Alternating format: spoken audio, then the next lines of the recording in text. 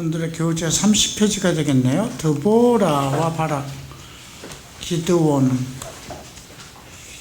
입다까지 한번 나가보도록 하겠습니다. 기도합니다. 존귀하신 주님, 감사합니다. 한 주간도 저희가 주님의 은혜 가운데 살았습니다.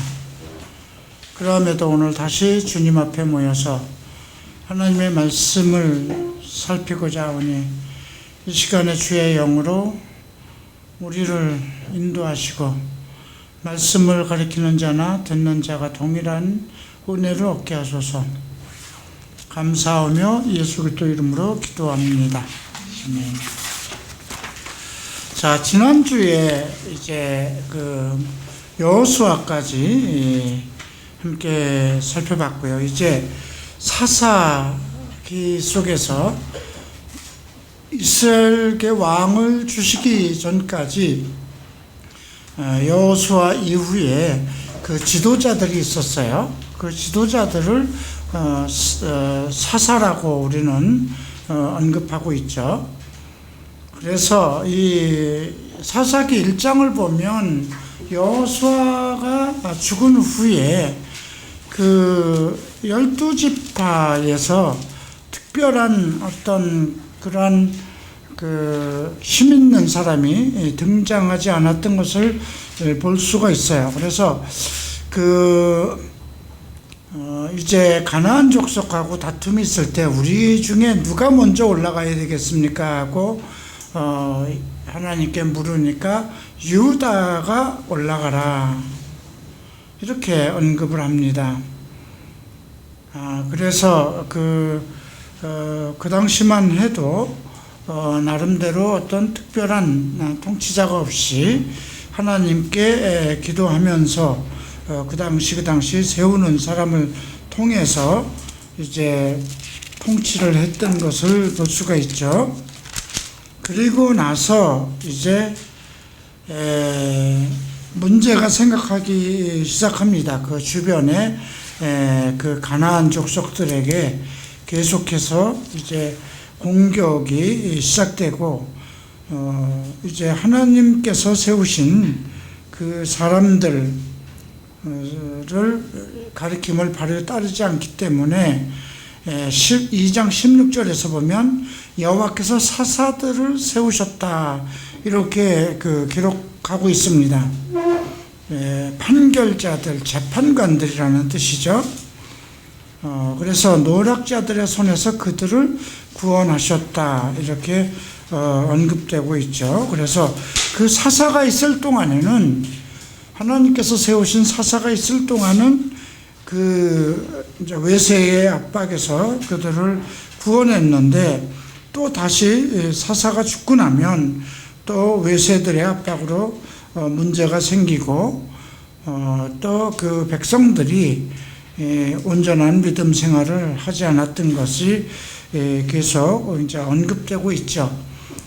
그러니까 지금 그 사사기에서 우리가 여호수아가 죽고 난 후에는 여호수아와 같은 그런 특별한 리더가 나오지 않는 것을 볼 수가 있어요. 여호수아는 모세가 통치 이후에 여호수아가 전체 그 민족을, 이제 그 이스라엘 민족을 통치했었죠. 우리가 그 여호수아기 마지막 장에서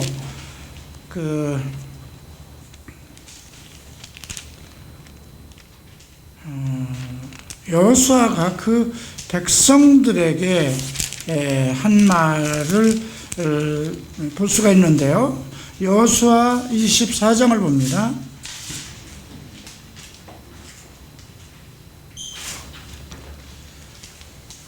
자, 여호수아가 그 모든 그 족장들을 모아놓고 14절에서 이렇게 얘기를 합니다.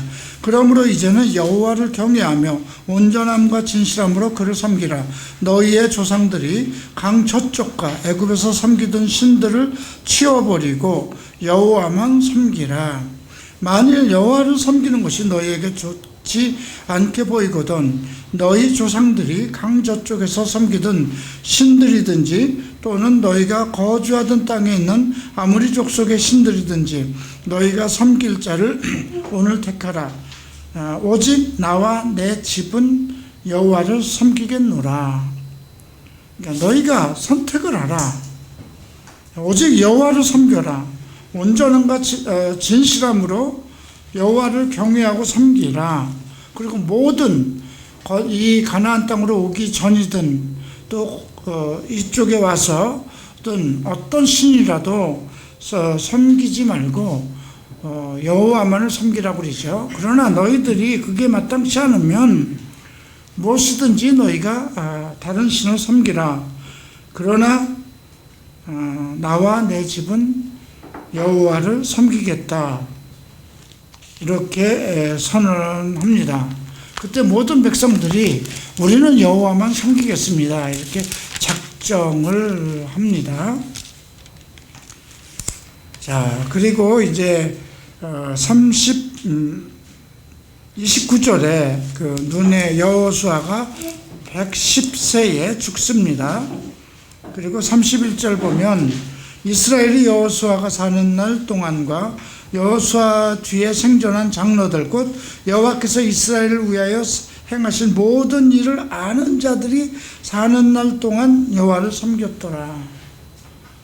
그러니까 그 여호수아가 죽은 이후에도 여호수아와 함께 그 하나님의 능력과 권세와 그 은혜를 체험한 사람들이 있는 동안은 그 지시를 받아 지도를 받아서 오직 여호와를 잘 섬겼다고 합니다.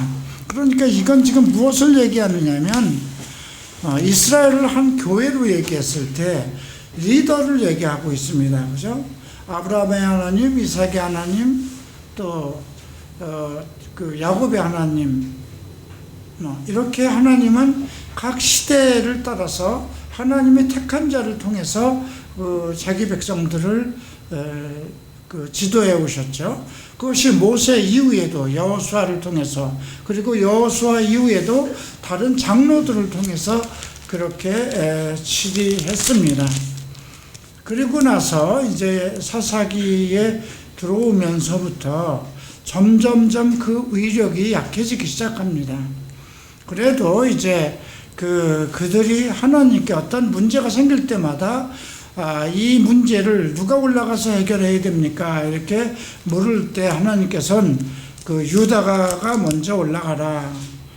이렇게 언급을 하시고 그래서 그 당시에 베색과 아도니 베색 그 주변에 있는 가나안 족속들을 모두 유다가 올라가서 징치하는 그런 내용들이 나오고요.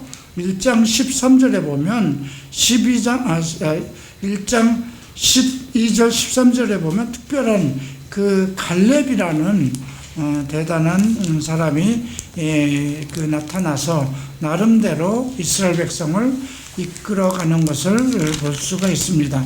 그래서 1장에서는 각 장로들을 중심으로 해서 각 가문대로 12지파의 장로들을 중심으로 해서 이제 이스라엘 백성을 이끌어가는 것이 기록되어 있고요. 그 다음 2장에서부터 이제 하나님께서는 그 백성들 중에 이제 여호수아가 죽은 이후에 다시 그 2장 11절을 보면 이스라엘 자손이 여호와의 목전에 악을 행하고 바알들을 섬겼다 이렇게 나옵니다. 그러니까 결국 리더십의 부재를 언급하죠. 그리고 이제 16절에 보면 여호와께서 사사들을 세웠습니다. 그래서 그들의 노략자에서 손에서 그들을 구원하였지만 그들이 사사들에게도 순종하지 않고 오히려 다른 신들을 따라가 음행하며 그에게 절하고 여호와의 명령을 순종하던 그들의 조상들이 행하던 길에서 속히 치우쳐 떠나서 그와 같이 행하지 아니하였더라. 하나님께서 세우신 사사들의 말도 잘 듣지 않았다는 것이죠.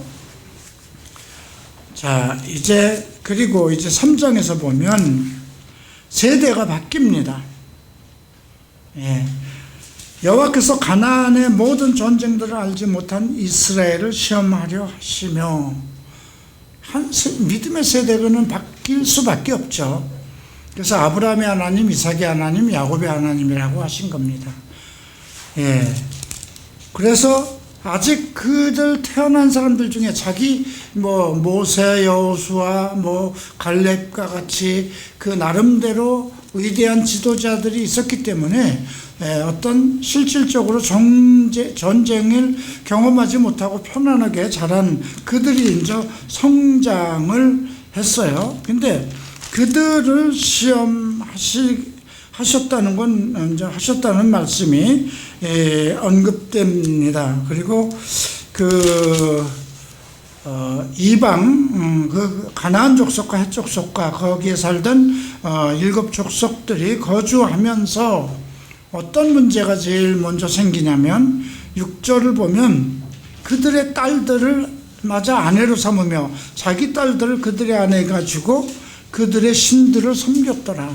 혼인 제도를 합니다. 그 당시엔 이미 이제 모세를 통해서 율법을 준 시대잖아요. 절대로 이방인과 결혼을 하지 말라 이렇게 했었는데,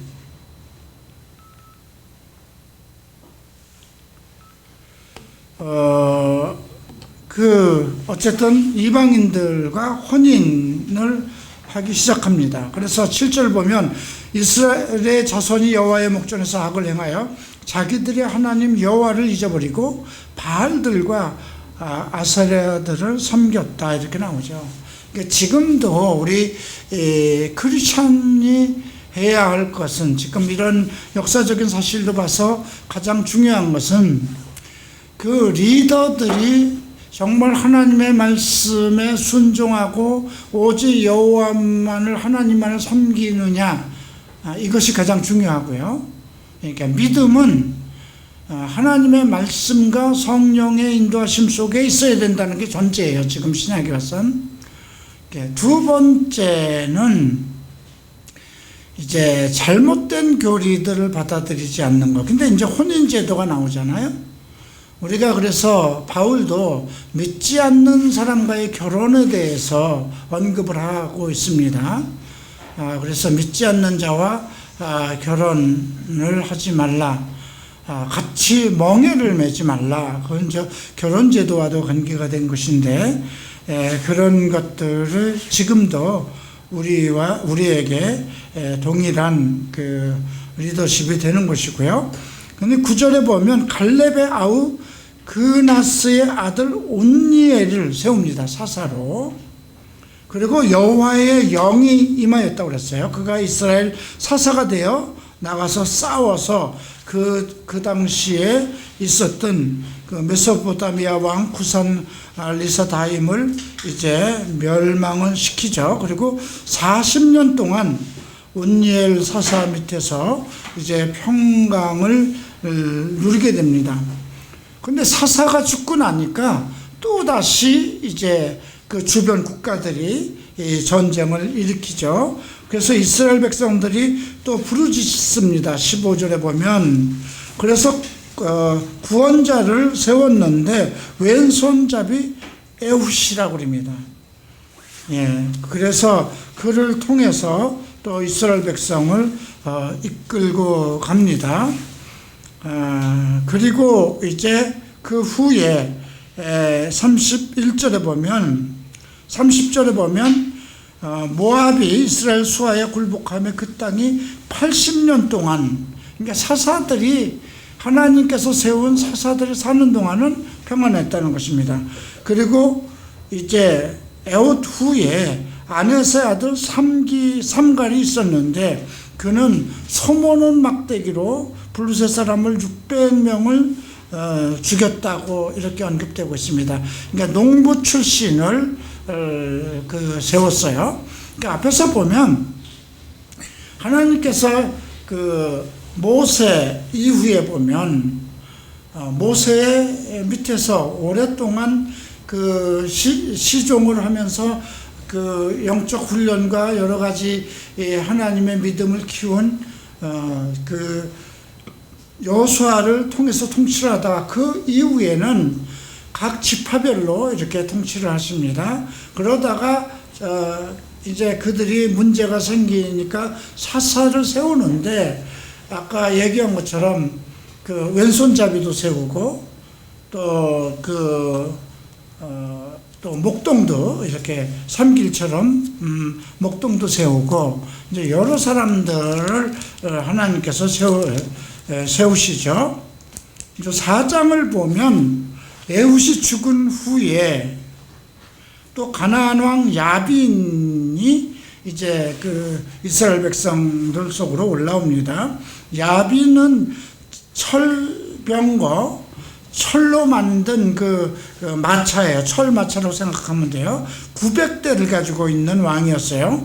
20년 동안을 이스라엘 자손을 학대하였다고 했습니다. 그러니까 이스라엘 백성들이 이제 여호와께 부르짖죠. 그때 랍비돗의 아내 여선지자죠. 드보라는 꿀벌이라는 이름입니다. 이스라엘의 사사가 되었다고 합니다. 그러니까 여자를 사사로 세우셨어요. 이제 사사를 세우는 것이 다양하죠. 왼손잡이도 세우시고 또 그 농부 출신도 세우시고 목동 출신도 세우시고 그다음에 여자를 세웁니다.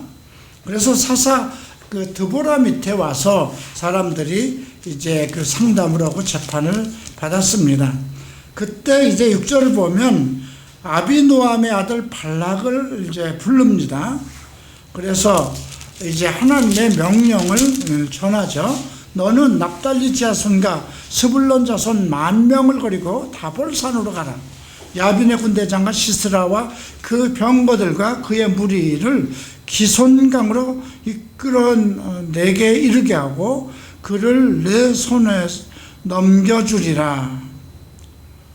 이게 이제 하나님의 말씀을 전하는 거예요. 그랬더니 바락을 8절에 보면 바락이 그에게 이르되 만일 당신이 나와 함께 가면 내가 가려니와 만일 당신이 나와 함께 가지 아니하면 나도 가지 아니하겠노라. 그러니까 이제 여자 선지자잖아요. 물론 여자 선지자를 하나님이 세우셨어요. 그래서 그의 지혜를 통해서 백성들의 어떤 생활 문제 같은 거를 전부 상담하고 그랬어요.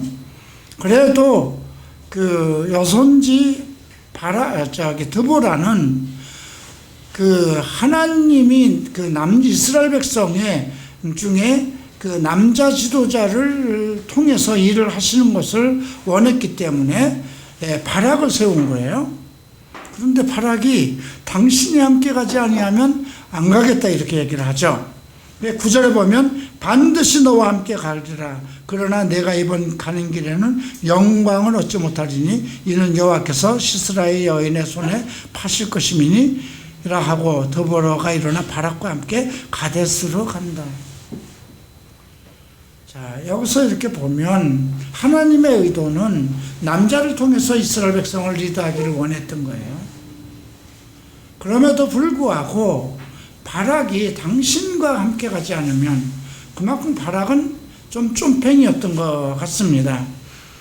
그래서 내가 너하고는 같이 가겠지만, 왜냐하면 리더가 그런 그 하나님의 명령을 그대로 순종하지 않으니까 갈 수 없이 이제 같이 갈 수밖에 없잖아요. 같이 가겠지만 이번 길에서의 영광은 네가 전쟁에서 이긴다 하더라도 그 영광을 네가 얻지 못하고 그 다른 사람 여인의 손에서 영광을 얻을 것이다. 그리고 이제 전쟁에 나갔습니다. 14절 보면 드보라가 바락에게 이릅니다. 일어나라. 이는 여호와께서 시스라를 내 손에 넘겨주신 날이라. 여호와께서 너는 앞서 나가지 아니하시느냐 하는지라. 이에 바락이 10,000명을 거느리고 다볼산에서 내려갔습니다. 중요한 거는 하나님이 말씀하셨다 하면 하나님을 믿고 가야 되는 거라는 거예요. 우리가 성경을 볼 때 성경이 말씀하셨다 그러면 하나님께서 명령하신 거라고 생각을 해야 되는 거거든요. 그런데 바락은 그 여인 드보라를 통해서 나타나는 어떤 능력을 보고 이 여인을 통해서 나타나는 능력이라고 본 거예요. 우리가 지금도 어떤 리더를 세우시되 일을 하시는 건 하나님이잖아요. 성령을 통해서 그 리더를 통해서 일을 하지만 실질적으로 일을 하시는 것은 하나님이거든요. 그러니까 사람에게 의지해서는 안 된다는 거예요. 그리고 하나님께서 여선지 드보라를 쓰셨지만 하나님이 실질적으로 영적 전쟁에서 승리를 거두는 것은 남자를 통해서 하시고자 하는 것이 하나님의 뜻이었거든요. 그래서 이제 드보라 보고 바락을 내보내라고 그랬는데 바락이 따르지 아니했어요. 그죠? 이런 것들을 하나님의 뜻은 그러니까 여기서 14절에도 바락에게 일어나라 그러죠. 여호와께서 시스라를 내 손에 넘겨주신 날이라 여호와께서 너의 앞서 나가지 아니하냐. 우리가 이런 말씀을 따라서 지금 오늘날도 우리가 성경을 볼 때 사람에게 의지하면 안 된다는 거죠. 자, 그러고 이제 결국 시스라가 도망을 칩니다. 헤벨의 안에 겐사람 헤벨의 안에 야헬의 장목에 들어가서 이제 자기가 좀 화친이 있었던 지역이니까 야헬이 나가서 시스라를 영접합니다. 그러니까 내게 들어와라. 그리고 야헬이 그를 이제 이불로 덮었어요. 그때 내게 물을 좀 달라 이렇게 시스라가 얘기하니까 우유 부대를 열어서 그에게 따뜻한 우유를 마시면 사람이 이렇게 잠이 오게 마련이죠. 그래서 누가 오거든 어떤 사람이냐 하거든 없다 이렇게 얘기를 하라 그러고 이불 속에 숨었습니다. 근데 헤벨의 아내 야헬이 장막 말뚝을 가지고 가서 손에 방맹이를 들고 그에게 가서 그 머리에다가 이마 관자놀이에다 말뚝을 박았어요. 네. 그래서 이제 이야기가 지금 23절에 보면 가나안 왕 야빈을 이스라엘 자손 앞에 굴복하게 하셨다 이런 말씀이 나오고, 그러니까 드보라 선지자가 얘기한 것처럼 그 영광은 헤벨의 아내 야엘이라는 여인이 영광을 얻었죠. 그럼에도 불구하고 5장을 보면 드보라와 아비노암의 아들 바락이 노래를 했다고 그랬습니다. 승전고를 노래하는 건. 자, 히브리서 11장을 봅니다. 히브리서 11장은 믿음의 장인데요. 32절을 봅니다. 내가 무슨 말을 더하리요? 기드온, 바락, 삼손, 입다, 다윗 및 사무엘과 선지자들의 일을 말하려면 내게 시간이 부족하리로다. 여기에 드보라가 안 나옵니다. 그죠? 기드온하고 바락하고 삼손, 입다가 나오는데 이것도 순서가 아니에요. 예, 바락 다음에 이제 기드온, 입다, 삼손 이렇게 되죠.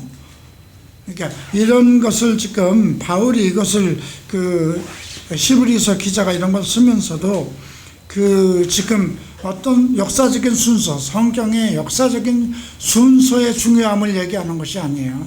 하나님이 누구와 함께 일을 하고 있었느냐. 근데 여기서도 보면 드보라가 사실은 이름이 나와야 되는데 드보라의 이름이 안 나오고 바락의 이름이 나와요.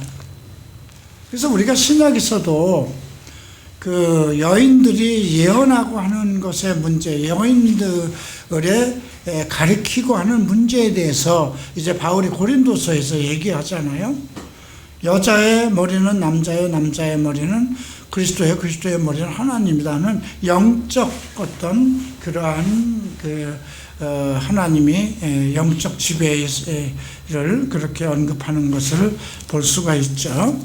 그래서 우리가 이 여선지자 드보라를 통해서 나타난 그 바락의 문제점은 뭐냐면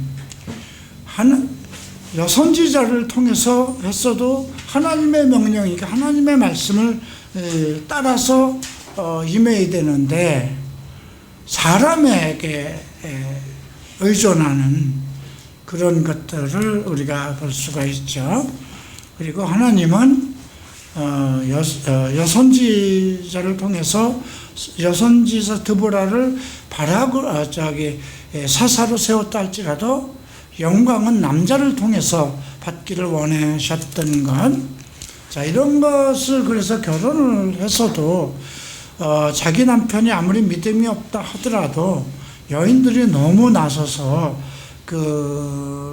정말 모든 교회의 봉사와 헌신을, 물론 여인들이 교회에서 가장 많이 헌신하고 합니다. 그러나 하나님의 말씀을 듣고 하는 그 모든 것은 그래도 남자의 믿음 아래 있어야 된다는 그런 것을 우리가 알 수가 있고요.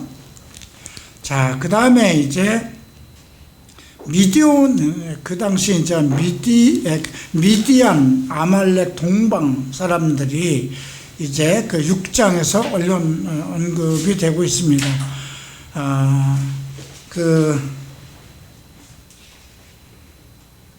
바락이 사사로 있는 동안 40년 동안 평안하였다고 그랬고요. 그리고 이스라엘 자손이 또 여호와의 목전에서 악을 행해서 여호와께서 7년 동안을 미디안의 손에 징치하셨어요. 자, 그리고 이스라엘 자손들은 미디안으로 말미암아 산에서 엉덩이와 굴과 산성들을 자기들을 위하여 만들었다. 구덩이를 파고 숨는 겁니다. 두려워서.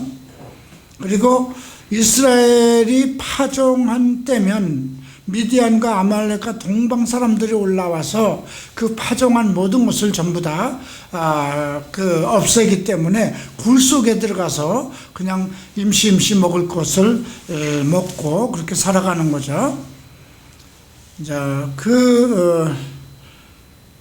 또 그렇게 해서 이스라엘 백성들이 궁핍하기 때문에 여호와께 부르짖기 시작합니다. 그때 8절에 보면 한 선지자를 보내십니다. 그리고 이제 그 선지자를 보내기 위해서 이제 그 여호와의 사자가 아비에셀의 사람 요아스에게 속한 오브라에 이르러 요아스의 아들 기드온에게 나타납니다. 근데 기드온은 11절 하반부를 보면 밀을 포도주 틀에서 타작하였다는 거죠. 포도주 틀은 포도주를 하는 거잖아요. 이렇게 땅을 파서 거기 포도주가 이제 거기서 그 포도주를 즙을 내서 포도주를 만드는 곳이잖아요. 그런데 밀을 그곳에서 타작해요. 왜냐하면 그거 타작하는데 어디 바깥에서 하다가 그 미디안 족속에게 걸리면 그걸 전부 다 빼앗기니까 그 포도주를 하는 그런 속에 들어가서 포도주 틀에 가서 타작을 하는 그 용기 없는 사람이었어요. 한마디로. 그때 여호와의 사자가 나타납니다. 12절 보면 큰 용사라고 부릅니다. 큰 용사라는 게 그러니까 기드온이 깜짝 놀라죠. 그러면서 나의 주여 여호와께서 우리와 함께 계시면 어찌하여 이 모든 일이 우리에게 일어나겠습니까? 또 우리 조상들이 일찍이 우리에게 이르기를 여호와께서 우리를 애굽에서 올라오게 하신 것이 아니냐 한 그 모든 기적은 어디 있습니까? 이제 여호와께서 우리를 버리사 미디안의 손에 넘겨주셨습니다. 하나님을 원망하는 믿음이세요. 과거에 그 엄청났던 그 이적과 기적이 지금 무슨 소용이 있겠습니까? 이렇게 원망을 하는 것이죠. 여호와께서 그를 강하여 이르시되 너는 가서 너의 힘으로 이스라엘을 미디안의 손에서 구원하라. 내가 너를 보낸 것이 아니냐. 내 손으로 해라. 이렇게 명령을 합니다. 그랬더니 내가 무슨 힘이 있어서 이스라엘 구원합니까? 나는 므낫세 중에 극히 키 약하고 나는 내 아버지 집에서 가장 작은 자. 이건 나중에 사무엘기를 보면 하나님께서 사무엘을 사울왕을 부를 때도 나는 베냐민 지파에서 가장 작은 자입니다. 이런 얘기를 하죠. 근데 지금 기드온은 므낫세 지파였어요. 그랬더니 너는 내가 반드시 너와 함께 하리니 내가 미디안 사람을 치기를 한 사람 칠 것. 내가 아무리 별 볼 일 없고 힘이 없어도 한 사람은 다룰 수 있지 않겠느냐. 이스라엘 미디안 사람을 치는데 한 사람 다루는 것처럼 할 수 있을 것이다. 그랬더니 기드온이 내가 주께 은혜를 얻었으면 그 표정을 내게 보이십시오. 그리고 여기 잠깐 계세요. 그리고 가서 이제 염소 새끼를 준비하고 또 무교봉을 만들고 이제 또 국을 양푼에 담아서 그에게 가져옵니다. 20절 보죠. 하나님의 사자가 그에게 이르되 고기와 무교봉을 가져다 이 바우 위에 놓고 국을 부으라 하니 기드온이 그대로 하니라. 여호와의 사자가 손에 잡은 지팡이 끝을 내밀어 고기와 무교봉을 대니 불이 바우 위에서 나와 고기와 무교봉을 살랐고 여호와의 사자는 떠나서 보이지 않았다. 그때 이제 기드온이 여호와의 사자인 줄 알고 슬픕니다. 내가 여호와의 사자를 대면하여 보았습니다. 이렇게 이제 이렇게 자기 고백을 하죠. 그래서 거기에 기드온이 여호와의 사자가 나왔던 그 제단 거기들을 제단을 쌓고 여호와 샬롬이라는 말을 합니다. 하나님의 평안이, 그러니까 여호와 샬롬이라는 건 뭐 이스라엘 백성의 이제 계속된 하나의 이름이 되는 거죠. 하나님의 평안이 여기 함께 계실 것이다. 자, 그리고 이제 명령이 떨어지죠. 25절 보면 그날 밤에 여호와께서 기드온에게 이르시되 이제 그 제단을 가지고 실련된 둘째 수소를 끌고 내 아버지에게 있는 바알 제단을 하려고 합니다. 아버지가 바알 신당을 관리하고 있었어요. 가서 아세라 상을 찍어내라고 합니다. 예. 그래서 그리고 수소를 잡아서 내가 찍은 아세라 나무로 번제를 드리라고 그러죠, 하나님께. 그래서 이제 밤에 몰래 가서 그 일을 합니다. 그랬더니 아침에 난리가 났어요. 28절에 보면 아세라가 찍혀져 있고 아세라 상을 찍혀서 그걸로 이제 둘째 수소를 드렸기 때문에, 그래서 누가 한 것인가 이렇게 캐어 물었더니 요아스의 아들 기드온이 행하였다 이렇게 드러났죠. 그래서 성사람들이 이제 요아스에게 네 아들을 끌어내라고, 당연히 죽어야 될 것이다 이렇게 얘기했는데, 요아스는 이렇게 얘기합니다. 31절에 너희가 바알을 위하여 다투느냐, 너희가 바알을 구원하겠느냐, 그를 위하여 다투는 자는 아침까지 죽임을 당하리라. 바알이 과연 신일진데 그의 제단을 파괴하였은즉 그가 자신을 위하여 다툴 것이 아닌가. 너희가 감히 너희가 섬기는 신이라고 섬기는 바알과 다툴 수 있겠느냐. 바알을 멸했다면 바알이 신일진데 바알이 그 사람을 멸하지 않을 것이냐. 이렇게 아주 당당한 얘기를 하죠. 이렇게 해서 이스라엘, 이거를 왜 이런 일이 일어날까요? 그 당시 모든 사람들이 바알 신에 매여가지고 아무것도 못하고 하나님의 능력이나 이런 것을 생각하지 못하는 거예요. 그래서 그 사람들이 섬기고 있는 마음의 신, 우상을 완전히 멸하기 위해서 한 거거든요. 그래서 여기서 우리가 받아들여야 될 것은, 우리가 어떤 위험한 일이 있을 때 내 인생 속에서 어떤 고비가 생기고 어떤 정말 예상치 않은, 내가 정말 하나님을 섬기는데도 예상치 않은 어떤 문제가 있을 때 이걸 떠올리면 돼요. 내 마음속에 하나님보다 더 사랑하는 것이 있었는가? 예. 나는 왜 이렇게 교회를 다니고 어려서부터 예수를 믿었는데 안 되는가? 그 원인입니다. 예.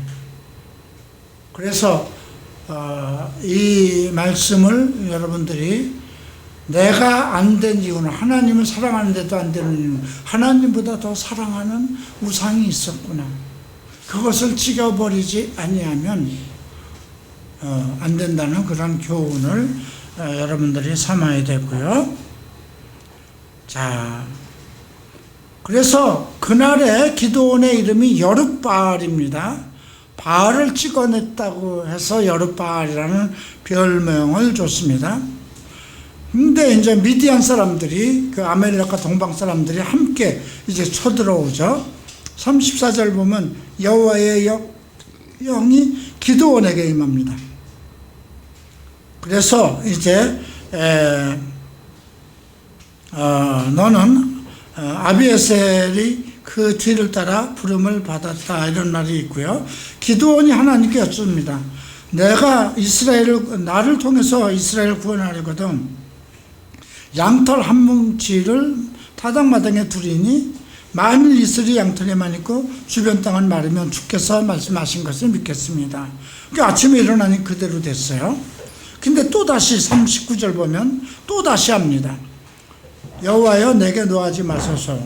이번만 말이라 구함노니 내가 이번만 양털로 시험하게 하소서. 원하건대 양털만 마르고 주변 땅은 이슬이 있게 하소서. 자, 이렇게 기드온은 조심성이 있었던 사람이에요. 그죠? 정말 하나님이 나와 함께 하실 것인가? 자, 이거는 여호와를 시험한 것인가 아닌가? 나는 이것을 여호와를 시험한 것이라고 보지 않습니다. 과연 자기는 므낫세 지파에 가장 별 볼 일 없는 사람인데 이 엄청난 일을, 그 당시 미디안과 그 아말렉과 동방 그 7년 동안을 이스라엘 민족을 완전히 정말 다스리던 그 사람들 손에서 구할 능력이 자기는 없는 거예요. 근데 하나님이 함께 하신다는 증거, 표징을 보여달라고 그러는 거거든요. 예.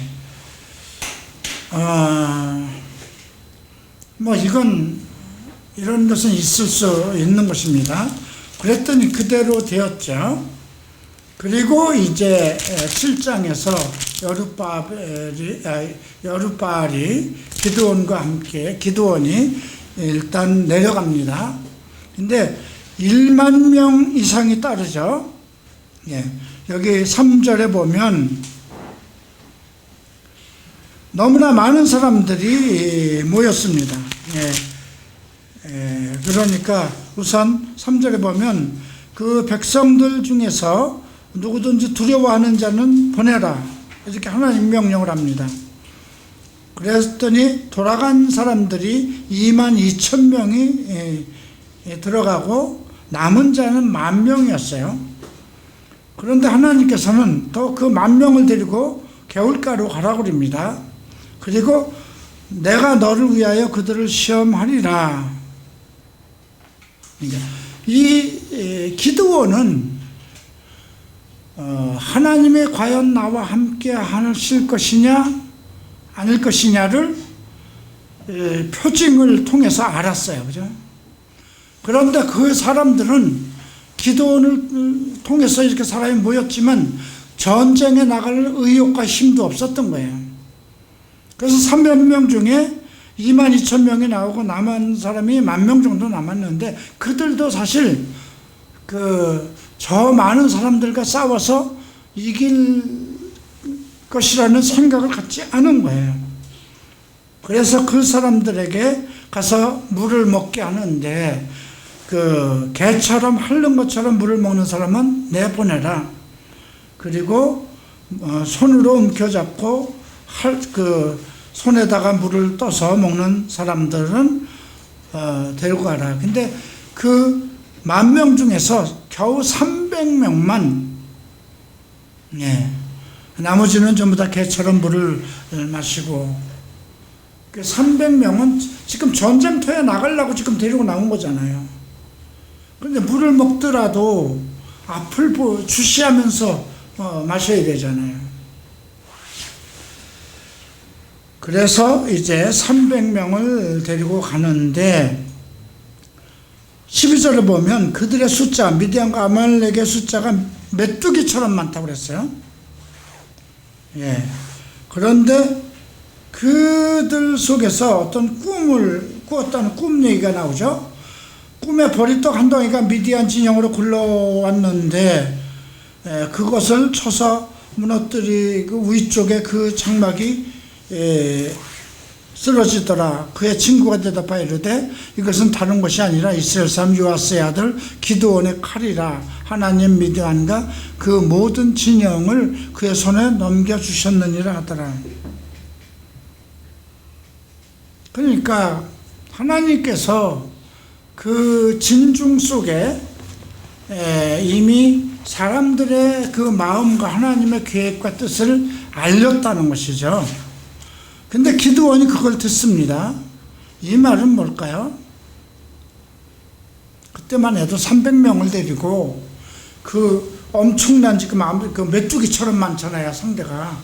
근데 300명만 데리고 가라니까 말이 안 되는 거예요. 용기가 안 난 거예요. 근데 어떤 사람이 꿈을 꾸고 얘기를 보리떡 하나가 지금 그 진중으로 흘렀는데 그게 다 무너졌더라.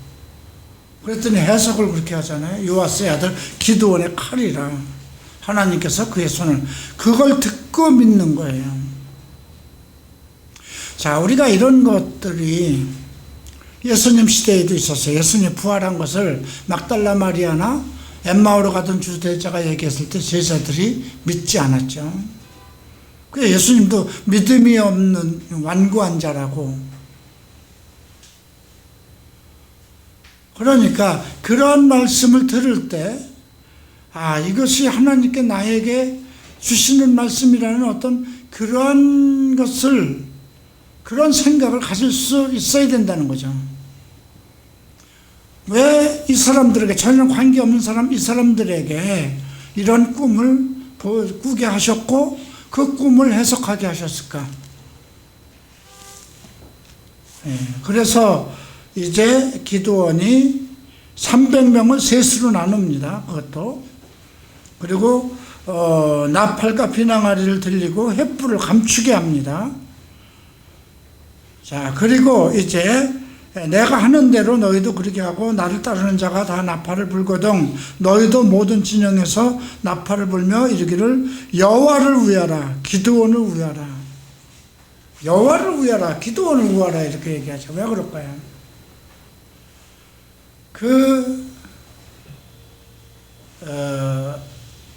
이스라엘 사람들이 그 전쟁에 나와 있는 300명도 기드온에 대한 확실한 리더십을 보지 못했던 거예요.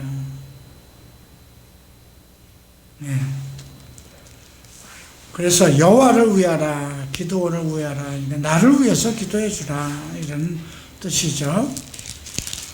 22절 보면 300명이 나팔을 불며 그 진영 사람들이 서로 지들끼리 이제 칼로 치게 해서 도망을 갑니다.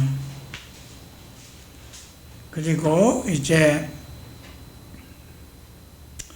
결국 미드안의 그 두령들을 다 잡고 이제 승리를 거두죠. 자, 이제 8장에 보면 에브라임 사람들이 기드온에게 나옵니다. 왜 전쟁에 나갈 때 우리는 안 불렀느냐 이렇게 얘기를 하죠. 그랬더니 기드온이 내가 이제 행한 일이 너희가 한 것에 비교하겠느냐. 에브라임의 끝물 포도가 아비에셀의 만물 포도보다 낫지 않느냐. 그러니까 이렇게 이게 나름대로 기드온은 좀 이렇게 자기와 반대한 사람들을 좀 이렇게 다스리는 그런 지혜를 좀 가졌던 것을 볼 수가 있고요. 자, 근데 이제 나이가 들고 계속해서 기드온이 이제 세상을 평정하고 이제 평안하게 이스라엘을 이끌어 갑니다. 이제 22절을 보죠. 이스라엘 사람들이 기드온에게 이르되 당신이 우리를 미디안의 손에서 구원했으니 당신과 당신의 아들과 당신의 손자가 우리를 다스리게 하소서. 하나님께서 당신을 들어서 미디안 속에서 우리를 구원했으니까 당신과 당신의 아들과 당신의 손자들이 대를 이어서 이제 사살을 하면서 우리를 다스려달라 이렇게 얘기를 하죠. 근데 내가 너희를 다스리지 아니하겠고 나의 아들도 너희를 다스리지 아니할 것이요 여호와께서 너희를 다스리라. 이 정도로 기드온의 믿음은 반듯하게 됐어요. 왜? 그는 하나님이 자기를 택했고 자기와 함께 하시는 것, 자기의 기도를 들으시고 자기가 어떤 지혜를 얘기했을 때 그 지혜를 지혜를 주시고 어떤 일을 처리할 수 있는 그런 지혜와 능력을 주신 걸 알기 때문에, 그래서 내가 우리 자식들이 리더가 된다 그래도 너희들 다스리는 건 우리가 아니다 이런 거예요. 여호와께서 너희를 다스릴 것이다.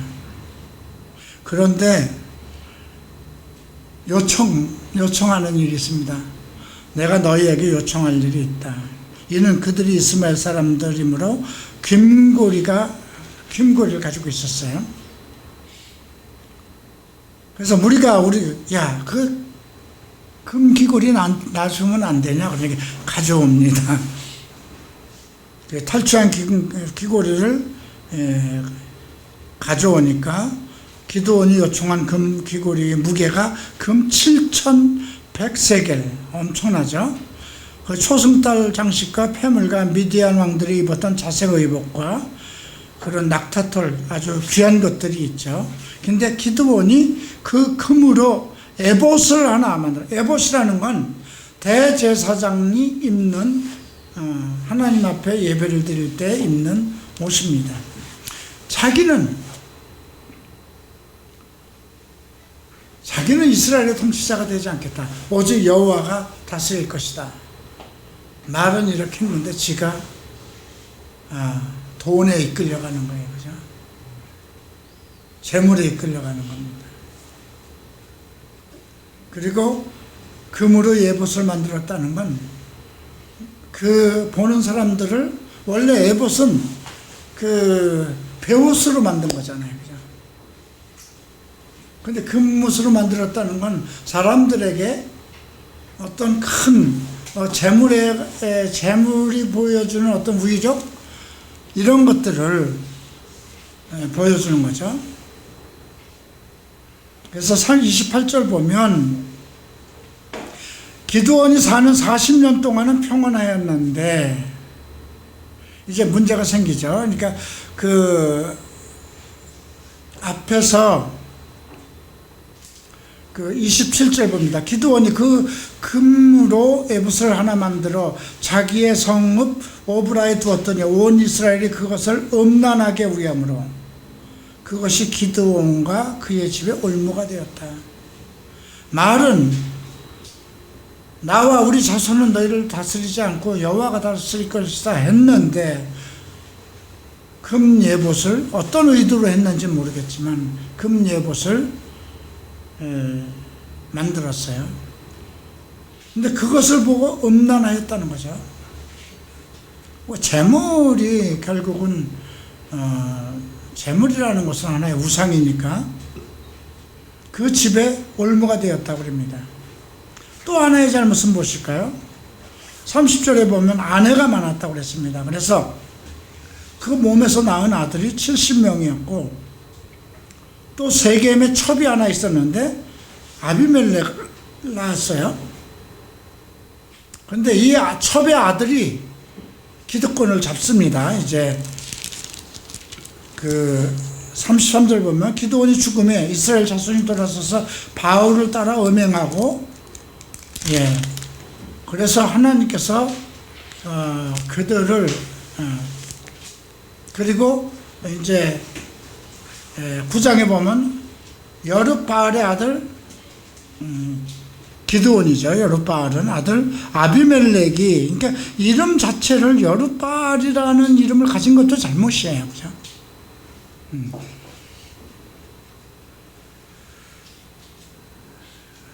근데 이제 아비멜렉이 그 이스라엘 사람들에게 나와서 얘기를 합니다. 아들 70명이 너희를 다스린가 한 사람이 나서서 다스리는가 무엇이 낫겠느냐, 이렇게 얘기를 하죠.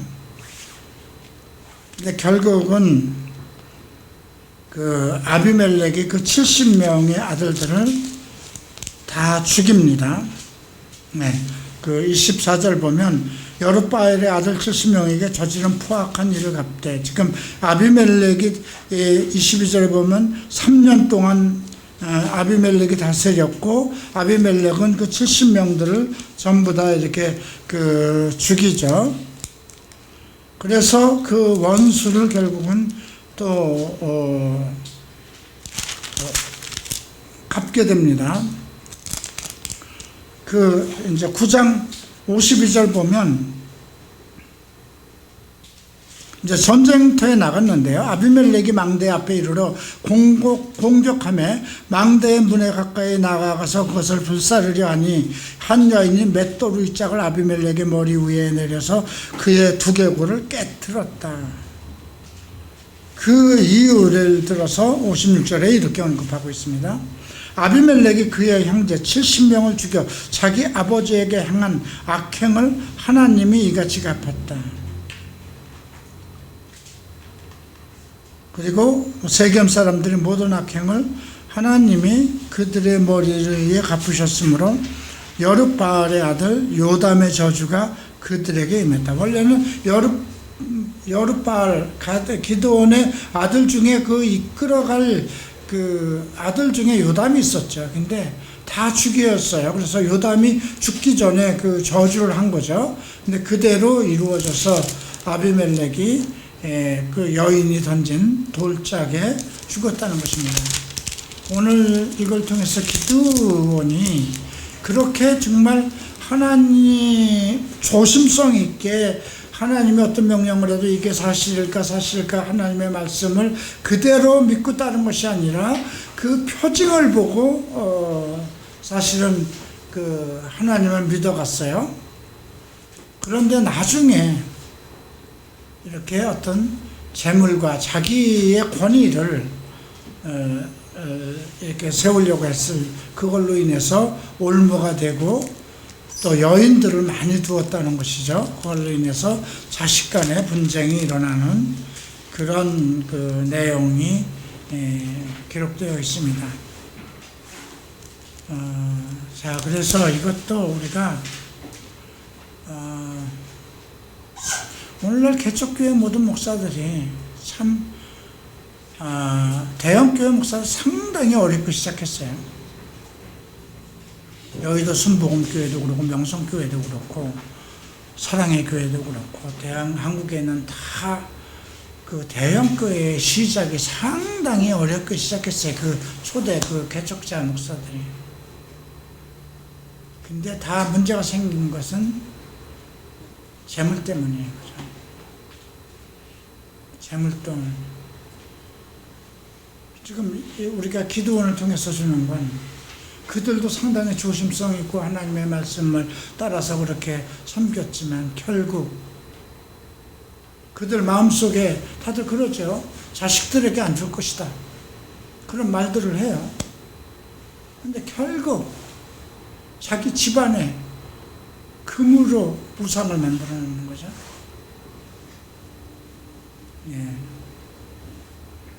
이런 것들이 오늘 우리에게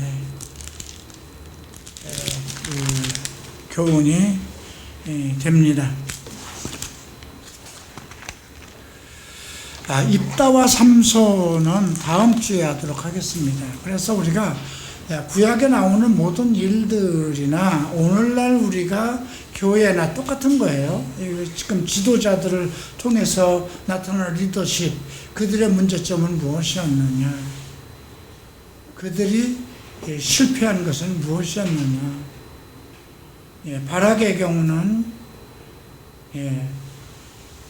그 어떤 하나님이 명령한 그 말씀에 대한 권위를 따르지 않고 자기 위에 있는 한 여인의 권위를 따라서 움직이려고 했다는 것이죠. 하나님의 뜻은 남자를 통해서 영광을 받기 위한 건데 자기 위에 있는 예언자라고 해서 이건 지금도 마찬가지야. 어느 대형 교회든 어느 교회든 그 교회에 여자 예언자가 나타나면 목사가 깜짝 못해요. 그의 말대로 질질 끌려다니죠. 또 기도원의 문제는 정말 쫌팽이 같은 사람을 세웠잖아요. 그죠? 쫌팽이 같은 사람을 세웠을 때 그의 믿음이 오직 하나님의 말씀을 따라서 그 하나님의 영이 하나님의 사람이 온 것을 보고 하나님의 영이 임한 것을 보고 그랬으면 하나님께서 나를 들어서 쓰시구나 하고 감사하고 해야 되는데 무엇이든지 정말 표징을 묻습니다. 하나님이 함께 하시면 이걸 보여주세요. 이걸 보여주세요. 그것까지는 좋았는데 그 300명이 3만 명이 넘는 중에서 나머지 한 300명을 데리고 가서 그 엄청난 미디안 사람들을 다 멸하고 이렇게 돌아온 후에 너무 우쭐했죠. 그죠? 내가 뭐든지 할 수 있다.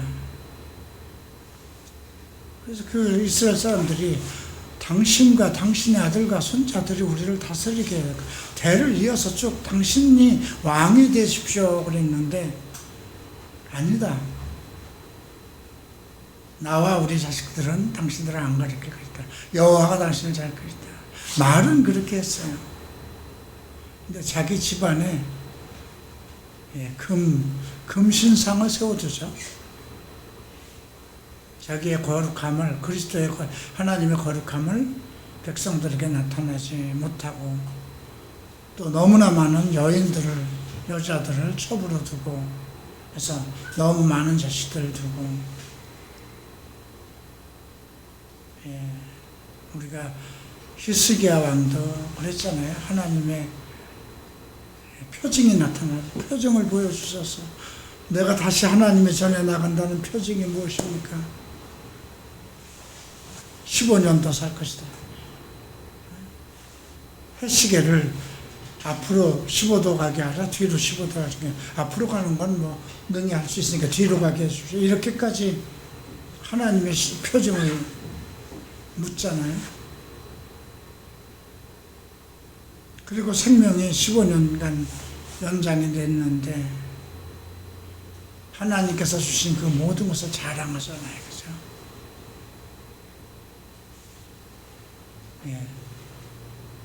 기드온도 자식 때의 준비를 못 해놨어요.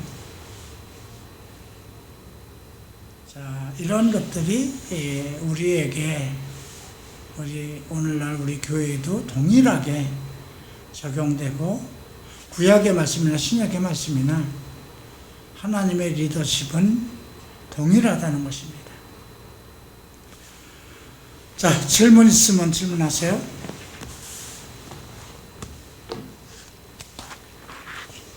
자, 기도하고 마칩시다. 사랑하는 주님 감사합니다. 우리로 하여금 기드온과 또 바락을 통해서 우리 교회가 리더들이 어떻게 온전한 믿음 생활을 할 것인가, 어떻게 교회를 이끌어 가실 것인가에 대한 말씀들을 배웠습니다. 이러한 지혜들을 우리로 깨우치게 하셔서 한 세상 살아가는데 우리의 믿음이 오직 여호와를 향하고 하나님의 말씀을 듣고 그 말씀대로 실행해 나가는 그런 온전한 믿음을 실천하는 자가 되게 하소서. 감사하며 예수 그리스도 이름으로 기도합니다.